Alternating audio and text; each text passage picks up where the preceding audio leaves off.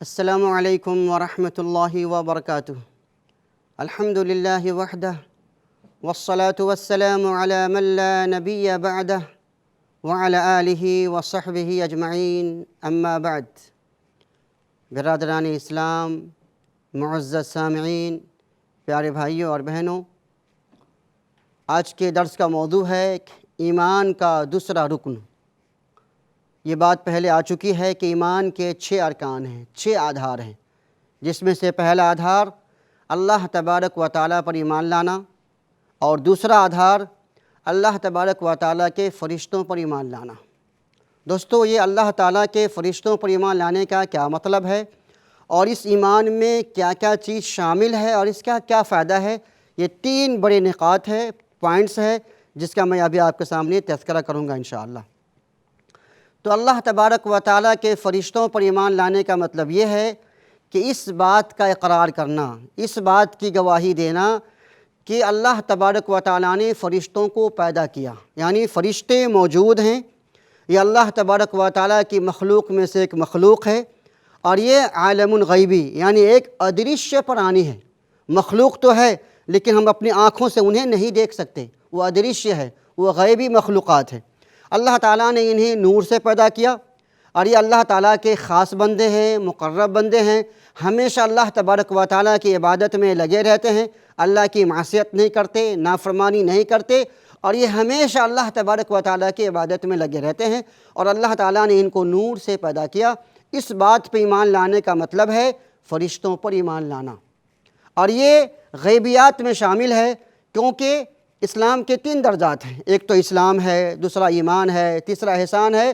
تو ایمان کا مطلب ہے کہ وہ چیزیں جن کو ہم نے اپنی آنکھوں سے نہیں دیکھا لیکن ہمارے پیارے نبی صلی اللہ علیہ وسلم نے بیان فرمایا ہے، یا قرآن مجید کے اندر اللہ تبارک و تعالیٰ نے ارشاد فرمایا، تو ہمیں ان چیزوں پر ایمان لانا ہے۔ تو فرشتوں پر ایمان لانے کا مطلب ہے کہ اللہ تبارک و تعالیٰ نے، جیسے ہم ایک مخلوق ہیں اسی طرح سے فرشتے بھی ایک مخلوق ہے، بس وہ ایک ادریشی پرانی ہے، ہمیں اس کے وجود پر ایمان لانا ہے، اور ویسے ایمان لانا ہے جس طرح سے قرآن و حدیث میں ثابت ہے۔ فرشتوں پر ایمان لانے میں کیا کیا چیزیں شامل ہیں؟ تو فرشتوں پر ایمان لانے میں سب سے پہلی چیز تو یہ شامل ہے کہ فرشتوں کے استتو پر ایمان لانا ہے، کہ فرشتے موجود ہیں۔ یہ کوئی قصے اور کہانی کی بات نہیں ہے، حقیقت میں فرشتے موجود ہیں، اور ہمیں اس کے وجود پر ایمان لانا ہے، اور اللہ تبارک و تعالیٰ نے انہیں نور سے پیدا کیا، روشنی سے بنایا۔ کیونکہ آج ہمارے پاس 3 طرح کی مخلوق ہے۔ ایک تو وہ مخلوق ہے جسے ہم انسان ہیں، اللہ نے ہم انسان کو مٹی سے بنایا۔ دوسرے وہ مخلوق ہے جسے ہم لوگ شیطان کہتے ہیں یا جنات کہتے ہیں، جسے اللہ تعالیٰ نے آگ سے بنایا۔ اور تیسری مخلوق ہے فرشتے، جسے اللہ تبارک و تعالیٰ نے نور سے یعنی روشنی سے بنایا۔ تو نمبر 1، فرشتوں پر ایمان لانے کا سب سے بڑا جو اہم نقطہ یہ ہے کہ فرشتوں کے وجود اور اس کے استتو پر ایمان لانا۔ نمبر 2، فرشتوں میں سے جن کے نام ہمیں معلوم ہے، ہم ان پر ان کے نام کے ساتھ ایمان لائیں گے، اور جن کا نام ہمیں معلوم نہیں ہے، ہم ان کے اوپر میں مجملاً طور سے ایمان لائیں گے۔ جیسے جبریل علیہ السلام کا نام ہمیں معلوم ہے، میکائیل کا نام ہمیں معلوم ہے، ملک الموت کا نام معلوم ہے۔ تو جو نام ہمیں پتہ، ہمیں ان ناموں پر ویسے ایمان لانا ہے جیسا کہ قرآن و حدیث میں ثابت ہے، اور جن فرشتوں کے نام ہمیں معلوم نہیں، ان فرشتوں پہ ہمیں مجمل طور سے ایمان لانا ہے۔ نمبر 3، اسی طرح سے جن فرشتوں کے جو صفات ہیں، جن فرشتوں کے جو خوبیاں ہیں، ہمیں ان پہ بھی ایمان لانا ہے۔ جیسے کہ حدیثوں میں ثابت ہے کہ فرشتوں کے کیا کہتے ہیں بازو ہیں، ان کے پر ہیں۔ کچھ فرشتے ایسے ہیں جو بارش برسانے کے لیے موکل کیے گئے ہیں، کچھ فرشتے ایسے ہیں جن کا کام ہے کیا کہتے ہیں نبیوں پہ پیغام لے کے آنا، وحی لے کے آنا۔ تو فرشتوں کے جو صفات کہ ان کے بازو ہیں، وہ نور سے بنائے گئے، اور کچھ کام بھی ہیں جو اللہ تبارک و تعالیٰ نے فرشتوں کو دے رکھا ہے۔ جیسے جبریل علیہ السلام کا کام کیا تھا؟ فرشتوں پہ وحی، نبیوں پہ وحی لے کر آنا۔ اور ہمارے پیارے نبی جناب محمد مصطفیٰ صلی اللہ علیہ وسلم کو جب پہلی مرتبہ نبوت کا تاج پہنایا گیا تو جبریل امین ہی تشریف لائے تھے غار حرا کے اندر۔ اسی طرح سے بار بار آپ کے پاس جو وحی لے کر آتے تھے، اللہ کا پیغام لے کر آتے تھے، اس فرشتے کا نام جبریل ہے۔ اسی طرح دوستو کچھ فرشتے ایسے ہیں جن کو اللہ تبارک و تعالیٰ نے انسانوں کی حفاظت کے لیے موکل کیا، اس کی ذمہ داری لگائی ہے، جسے ہم کہتے ہیں کہ جو حفظہ ہیں، جو انسانوں کی حفاظت کرتے ہیں۔ کچھ فرشتے ایسے ہیں جو انسانوں کے اعمال نوٹ کرتے ہیں، کچھ دائیں طرف ہیں، کچھ بائیں طرف ہیں، نیکی بھی نوٹ کرتے ہیں اور بدی بھی نوٹ کرتے ہیں۔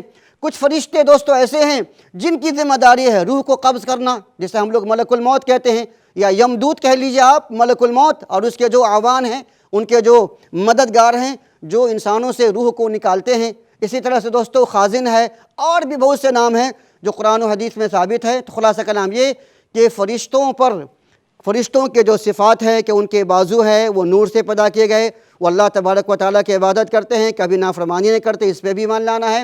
اور فرشتوں کے جو کام ہے، کسی کا کام ہے بارش برسانا، کسی کا کام ہے نبوت کا پیغام لے کر آنا، کسی کا کام ہے کسی کی روح کو قبض کرنا۔